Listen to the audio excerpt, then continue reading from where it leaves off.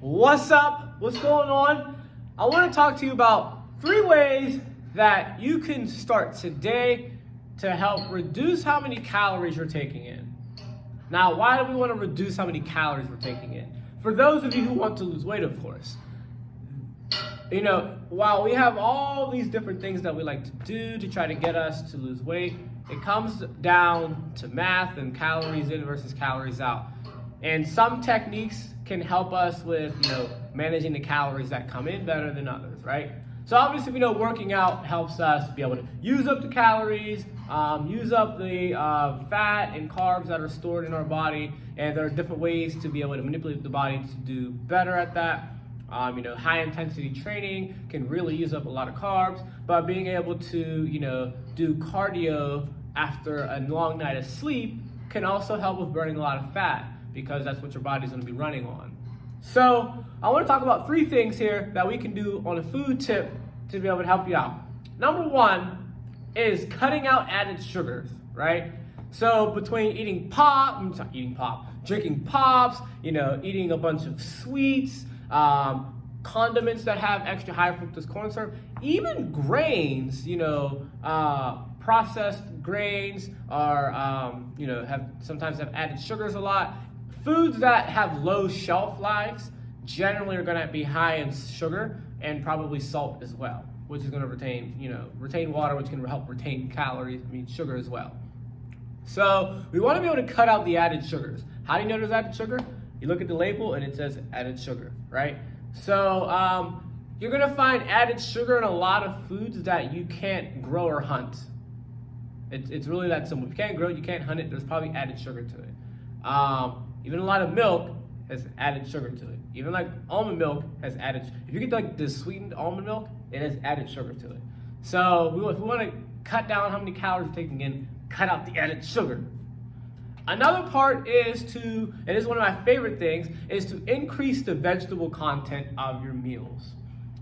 Now, I have a model, and it's my big plate here, and I draw a line across, and the top half has a big V there for vegetables. And we want to make half of our meal to be vegetables. Why? They are lower in calories, they are high in fiber, and they're high in nutrients, of course. Now, them being high in fiber helps slow the absorption of all the nutrients in your body, which helps with you staying full, right? So when there's a lot of fiber in the body when you eat, that helps with being able to slow how much, how much sugar is going into the bloodstream and everything. So that's also great. And if half of your plate is vegetables, even if you stuff that thing with vegetables, it's still going to be a pretty low calorie meal versus on the flip side, if half of that meal is some cheaply refined starch like pasta or like a whole bunch of white rice, well, the amount of calories you're going to take in is going to skyrocket and your body is probably going to absorb more of that faster, right? So then you'll get a big blood sugar rush and then you'll crash. So being able to increase our vegetable content is a huge way to be able to cut down on the calories that you're taking in. Number 3 is to shrink down the time frame you give yourself to eat. I get there's a lot of people, it's basically like fasting, if you want to look at it that way. But being able to limit the window of when you eat forces you to do a couple things, right? So like I eat generally between 7 and 4. I've been doing this for a while and I've become more intentional about just sticking with that window. I might float it to 5 or, start later depending on the day, but generally between 7 and 4.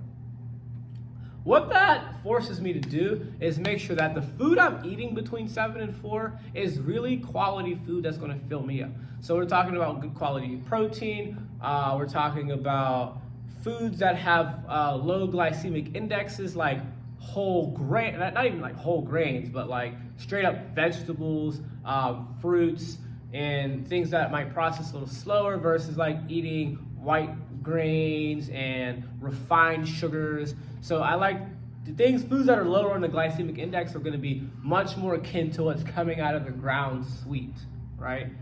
So I do that. I eat foods high in fiber across the board. and I eat, like I mentioned, I think a lot of protein, and I drink a lot of water. So that helps my body stay full, and I can get all my calories in that 7 to 4 time frame.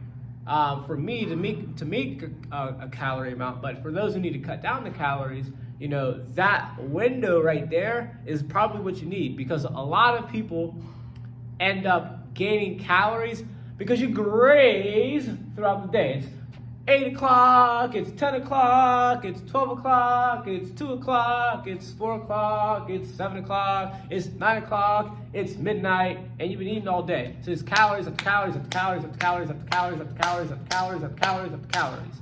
And unless you're like somebody who's a bodybuilder or someone who's really athletic that needs a lot of that, cut that out, okay?